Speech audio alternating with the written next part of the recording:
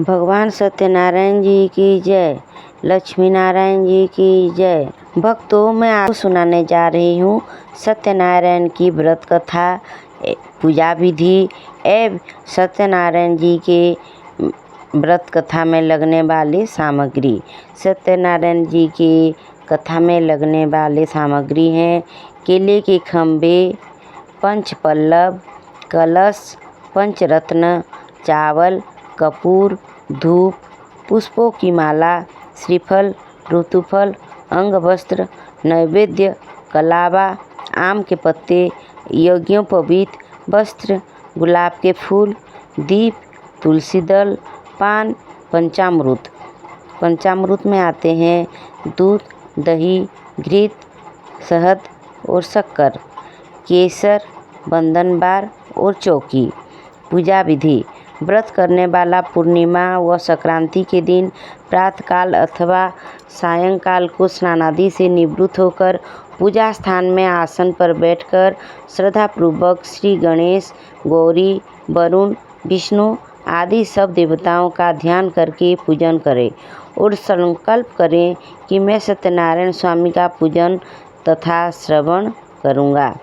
पुष्प हाथ में लेकर नारायण का ध्यान करें। यज्ञोपवीत पुष्प, धूप, नैवेद्य आदि से युक्त होकर स्तुति करें। हे भगवान, मैंने श्रद्धापूर्वक फल, जल आदि सब सामग्री आपको अर्पण की है, इसे स्वीकार कीजिए। मेरा आपका बारंबार नमस्कार है। इसके बाद सत्यनारायण जी की कथा पढ़ें अथवा श्रवण करें। श्री सत्यनारायण जी की व्रत कथा। पहला अध्याय। एक समय नैमिषारण्य तीर्थ में शौनक आदि 88,000 ऋषियों ने श्री सूत जी से पूछा, हे प्रभु, इस कलयुग में वेद विद्या रहित मनुष्य को प्रभु भक्ति किस प्रकार मिलेगा तथा उनका उद्धार कैसे होगा। इसलिए हे मुनि, कोई ऐसा तप कहिए जिससे थोड़ी समय में पुण्य प्राप्त हुए तथा मनोवांछित फल मिले। ये वह कथा सुनने की हमारी इच्छा है। सर्वशास्त्र ज्ञानी श्री सूत जी बोले, हे वैष्णवों में पूज्य, आप सबने प्राणियों के हित के बात पूछी है। अब मैं उस श्रेष्ठ व्रत को आप लोगों से कहूँगा जिस व्रत को नारद जी ने लक्ष्मी नारायण से पूछा था और लक्ष्मीपति ने मुनि श्रेष्ठ नारद से कहा था, सो ध्यान से सुने। एक समय योगीराज नारद जी दूसरों के हित की इच्छा से अनेक लोकों में घूमते हुए मृत्यु लोक में आ पहुँचे।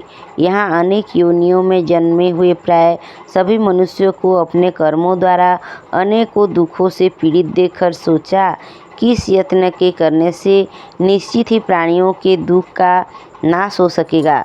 ऐसा मन में सोचकर विष्णु लोक को गए। वहाँ श्वेत वर्ण और 4 भुजाओं वाले देवों के इस नारायण को देखकर, जिनके हाथों में शंख, चक्र, गदा और पद्म थे तथा वरमाला पहने हुए थे, स्तुति करने लगे। हे भगवान, आप अत्यंत शिव शक्ति से संपन्न हैं। मन तथा वाणी भी आपके नहीं पा सकता। आपका आदि मध्य अंत नहीं है। निर्गुण स्वरूप सृष्टि के आदिभूत व भक्तों के दुख के नष्ट करने वाले हो, आपको नमस्कार है। नारद जी से ही इस प्रकार की स्तुति सुनकर विष्णु भगवान बोले, हे मुनिश्रेष्ठ, आपके मन में क्या है? आपका किस काम के लिए आगमन हुआ है? निसंकोच कहो। तब नारद मुनि बोले, मृत्यु लोक में सब मनुष्य जो अनेक योनियों में पैदा हुए हैं, अपने अपने कर्मों के द्वारा अनेक प्रकार के दुख से दुखी हो रहे हैं। हे नाथ, मुझ पर दया रखते हुए बतलाइए कि उन मनुष्यों के सब दुख थोड़े से ही प्रयत्न से कैसे दूर हो सकते हैं। श्री भगवान जी बोले, हे नारद, मनुष्यों की भलाई के लिए तुमने बहुत अच्छी बात पूछी है। जिस काम के करने से मनुष्य मोह से छूट जाता है, वह मैं कहता हूँ। सुनो, बहुत पुण्य देने वाला स्वर्ग तथा मृत्यु लोक दोनों में दुर्लभ एक उत्तम व्रत है। आज मैं प्रेम बस होकर तुमसे कहता हूँ, सत्यनारायण का यह व्रत अच्छी तरह विधि पूर्वक करके मनुष्य आयु पर्यंत यहाँ सुख भोग कर मरने पर मोक्ष को प्राप्त होता है। श्री भगवान के वचन सुनकर नारद मुनि बोले कि उस व्रत का फल क्या है, क्या विधान है और किससे यह व्रत किया है, किस दिन यह व्रत करना चाहिए, विस्तार से कहिए। भगवान बोले, दुख सुख आदि को दूर करने वाला, धन धान्य को बढ़ाने वाला, सौभाग्य तथा संतान को देने वाला यह व्रत सब स्थानों पर विजयी करने वाला है। भक्ति और श्रद्धा के साथ किसी भी दिन मनुष्य श्री सत्यनारायण की प्रातःकाल के समय ब्राह्मणों और बंधुओं के साथ धर्मपरायण होकर पूजा करे। भक्ति भाव से नैवेद्य फल, घी, दूध, गेहूं का चूर्ण सबाया लेवे। गेहूं के अभाव में साठी के चूर्ण, शक्कर तथा गुड़ ले और सब भक्षण योग्य पदार्थ जमा करके भगवान को अर्पण कर देवे तथा बंधुओं सहित ब्राह्मणों को भोजन करावे। तत्पश्चात स्वयं भोजन करें। नृत्य गीत आदि का आचरण कर सत्यनारायण भगवान का स्मरण करते हुए समय व्यतीत करें। इस तरह व्रत करने पर मनुष्यों की इच्छा निश्चित पूरी होती है। विशेषकर कली काल में भूमि पर यही मोक्ष का सरल उपाय है। दूसरा अध्याय। सूत जी बोले, हे ऋषियों, जिसने पहले समय इस व्रत को किया है उसका इतिहास कहता हूँ, ध्यान से सुनो। सुंदर काशीपुरी नगरों में एक अत्यंत निर्धन ब्राह्मण रहता था। यह भूख और प्यास से बेचैन हुआ नित्य पृथ्वी पर घूमता था। ब्राह्मणों से प्रेम करने वाला भगवान ने ब्राह्मणों की दुखी देखकर बूढ़े ब्राह्मण का रूप धर उसके पास जा आदर के साथ पूछा, हे विप्र, नित्य दुखी हुआ पृथ्वी पर क्यों घूमता है? हे श्रेष्ठ ब्राह्मण, यह सब मुझसे कहो, मैं सुनना चाहता हूँ। ब्राह्मण बोला, मैं निर्धन ब्राह्मण हूँ, भिक्षा के लिए पृथ्वी पर फिरता हूँ। हे भगवान, यदि आप इसका उपाय जानते हो तो कृपा कर कहो। वृद्ध ब्राह्मण बोला कि सत्यनारायण भगवान मनोवांछित फल देने वाले हैं, इसलिए हे ब्राह्मण, तू उनका पूजन कर, जिसके करने से मनुष्य सब दुखों से मुक्त होता है। ब्राह्मण को व्रत का सारा विधान बतलाकर बूढ़े ब्राह्मण का रूप धारण करने वाले सत्यनारायण भगवान अंतर्ध्यान हो गए। जिस व्रत को वृद्ध ब्राह्मण ने बतलाया है, मैं उसको करूँगा। यह निश्चित करने पर उसे रात में नींद भी न आई। वह सवेरे उठ सत्यनारायण के व्रत का निश्चय कर भिक्षा के लिए चला। उसके भिक्षा में बहुत धन मिला, जिससे वो बंधु बांधवों के साथ उसने सत्यनारायण का व्रत किया।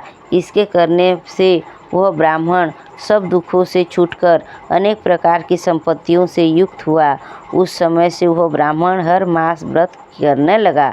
इस तरह सत्यनारायण भगवान के व्रत को जो करेगा वह मनुष्य सब दुखों से छूट जाएगा। इस तरह नारद जी से नारायण का कहा हुआ यह व्रत मैंने तुमसे कहा। हे विप्रो, मैं अब और क्या करूं? ऋषि बोले, हे मुनीश्वर, संसार में इस ब्राह्मण से सुनकर किस किस ने इस व्रत को किया, हम यह सब सुनना चाहते हैं। इसके लिए हमारे मन में श्रद्धा है। सूत जी बोले, हे मुनियों, जिसने इस व्रत को किया है वह सब सुनो। एक समय एक ब्राह्मण धन और ऐश्वर्यों के अनुसार बंधु बांधवों के साथ व्रत करने को तैयार हुआ। उसी समय एक लकड़ी बेचने वाला बूढ़ा आदमी आया और बाहर लकड़ियों को रखकर ब्राह्मण के मकान में गया। प्यास से दुखी लकड़हारा उनको व्रत करते हुए देखकर ब्राह्मण को नमस्कार कर कहने लगा कि आप यह क्या कर रहे हैं और इसको करने से क्या फल मिलता है? कृपा करके मुझसे कहो। ब्राह्मण ने कहा, सब मनोकामनाओं को पूरा करने वाला यह सत्यनारायण भगवान का व्रत है। इसकी ही कृपा से मेरे यहाँ धन धान्य आदि की वृद्धि हुई है। ब्राह्मण से इस व्रत के बारे में जानकर लकड़हारा बहुत प्रसन्न हुआ। चरणामृत ले और प्रसाद खाने के बाद अपने घर के ओर गया। लकड़हारे ने अपने मन में इस प्रकार संकल्प किया कि आज नगर में लकड़ी बेचने से जो धन मिलेगा उसी से मैं सत्यनारायण देव का उत्तम व्रत करूँगा। यह मन में विचार कर वह बूढ़ा आदमी लकड़ियाँ अपने सिर पर रखकर जिस नगर में धनवान लोग रहते हैं वह ऐसे सुंदर नगर में गया। उस रोज वहाँ पर उसे उन लकड़ियों का दाम पहले दिनों से चौगुना मिला। तब वह बूढ़ा लकड़हारा दाम ले और अति प्रसन्न होकर पके हुए केले की पूली, शक्कर, घी, दूध, दही और गेहूं का आटा इत्यादि सत्यनारायण भगवान के व्रत की कुल सामग्रियों को लेकर अपने घर गया। फिर उसने अपने भाइयों को बुलाकर विधि के साथ भगवान जी का पूजन किया और व्रत किया। उस व्रत के प्रभाव से वह बूढ़ा लकड़हारा धन, पुत्र आदि से युक्त हुआ और संसार के समस्त सुख भोग कर वैकुंठ को चला गया। तीसरा अध्याय। सूत जी बोले, हे श्रेष्ठ मुनियों, अब आगे की कथा कहता हूँ, सुनो। पहले समय में उल्कामुख नाम एक बुद्धिमान राजा था। वह सत्य वक्ता और जितेंद्रिय था। प्रतिदिन देव स्नानों पर जाता था और गरीबों को धन देकर उनके कष्ट दूर करता था। उसकी पत्नी कमल के समान मुख वाली और सती स्वाधि थी।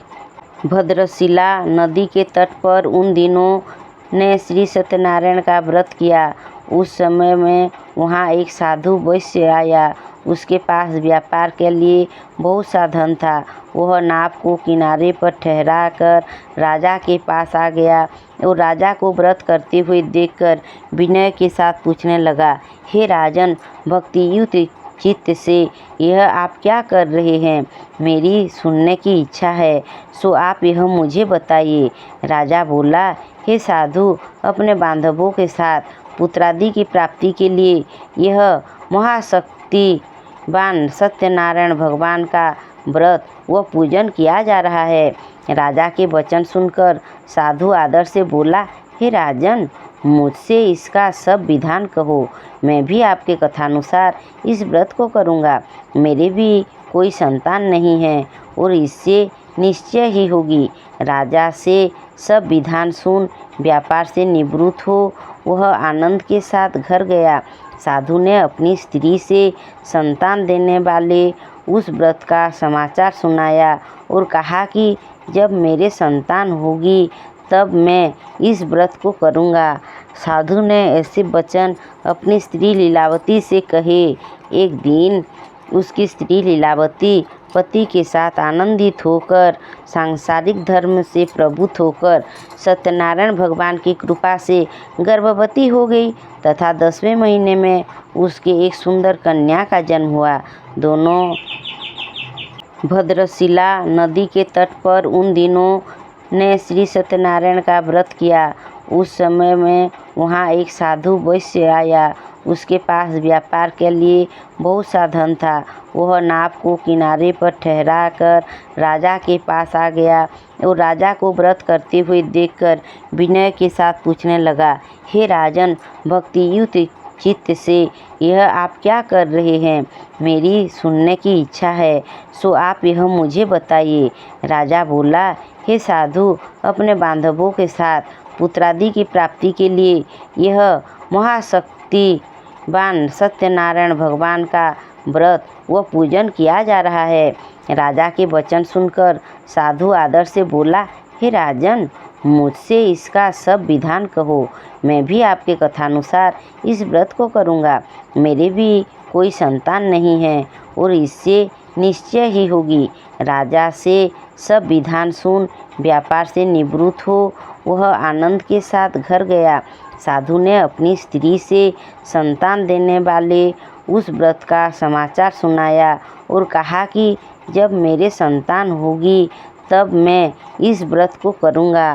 साधु ने ऐसे वचन अपनी स्त्री लीलावती से कहे।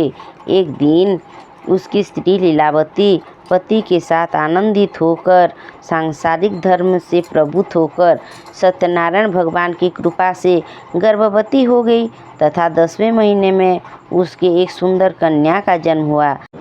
दिनों दिन वह इस तरह बढ़ने लगी जैसे शुक्ल पक्ष का चंद्रमा बढ़ता है।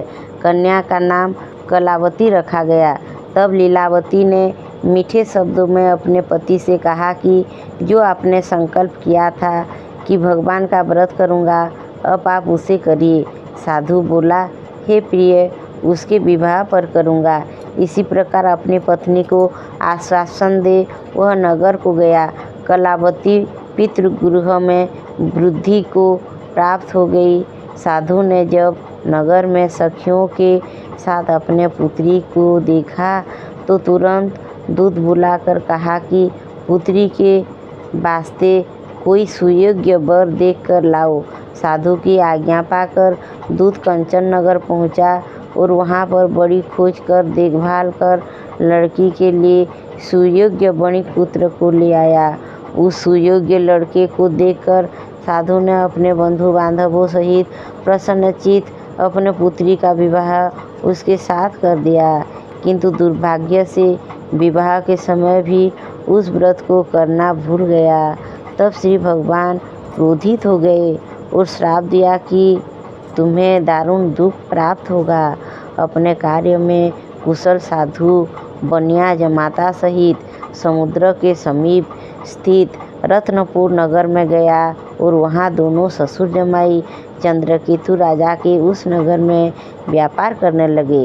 एक रोज भगवान सत्यनारायण की माया से प्रेरित कोई चोर राजा का धन चुराकर भाग जा रहा था, किंतु राजा के दूतों को आता देखकर चोर ने घबराकर भागते हुए राजा के धन को वहीं चुपचाप रख दिया जहाँ वो ससुर जमाई ठहरे हुए थे।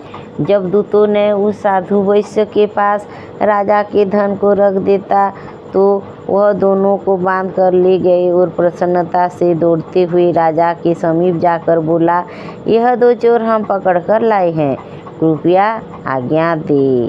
तब राजा की आज्ञा से उसको कठोर कारावास में डाल दिया और उसका सब धन छीन लिया। सत्यनारायण भगवान के श्राप द्वारा उसकी पत्नी भी घर पर बहुत दुखी हुई और घर पर जो धन रखा था चोर चुरा कर ले गए। शारीरिक व मानसिक पीड़ा तथा भूख प्यास से अति दुखित हो अन्न की चिंता में कलावती एक ब्राह्मण के घर गई। वहाँ उसने सत्यनारायण भगवान का व्रत होते देख फिर कथा सुनी तथा प्रसाद ग्रहण कर रात को घर आई। माता ने कलावती से कहा, हे पुत्री, अब तक कहाँ रही, वह तेरी मन में क्या है?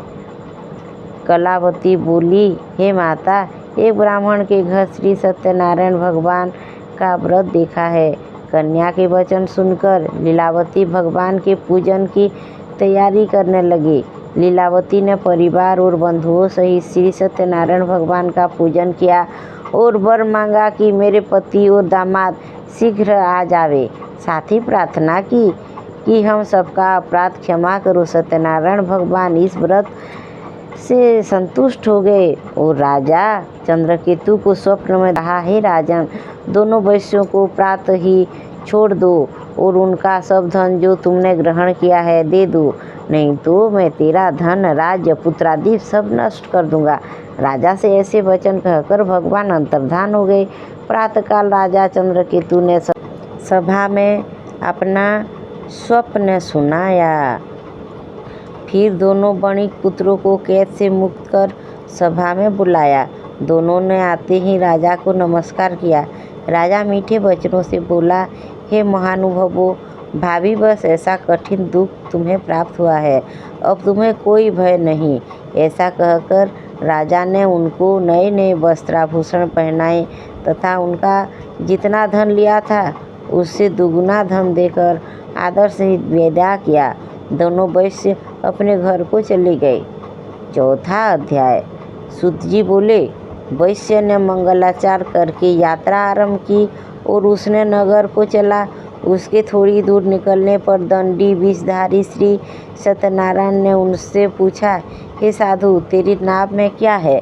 अभिमानी बणिक हंसता हुआ बोला, हे दंडी, आप क्यों पूछते हो? क्या धन लेने की इच्छा है? मेरी नाव में तो बेल और पत्ते भरे हुए हैं। वैश्य का कठोर वचन सुनकर भगवान ने कहा, तुम्हारा वचन सत्य हो। दंडी ऐसा कहकर वहाँ से दूर चले गए और कुछ दूर जाकर समुद्र के किनारे बैठ गए। दंडी के जाने पर वैश्य ने नित्य क्रिया करने के बाद नाव को ऊंची उठी देखकर अचंभा किया और नाव में बेल पत्ते आदि देखकर मूर्छित हो जमीन पर गिर पड़ा। फिर मूर्छा खुलने पर अत्यंत शोक प्रकट करने लगा। तब उसका दामाद बोला कि आप शोक न करें, यह दंडी का श्राप है, अतः उनकी शरण में चलना चाहिए, तभी हमारी मनोकामना पूरी होगी। दामाद के वचन सुनकर साधु बणिक दंडी के पास पहुंचा और अत्यंत भक्तिभाव से नमस्कार करके बोला, हे भगवान, आपकी माया से मोहित ब्रह्मा आदि भी आपके रूप को नहीं जानते, तब मैं अज्ञानी कैसे जान सकता हूँ?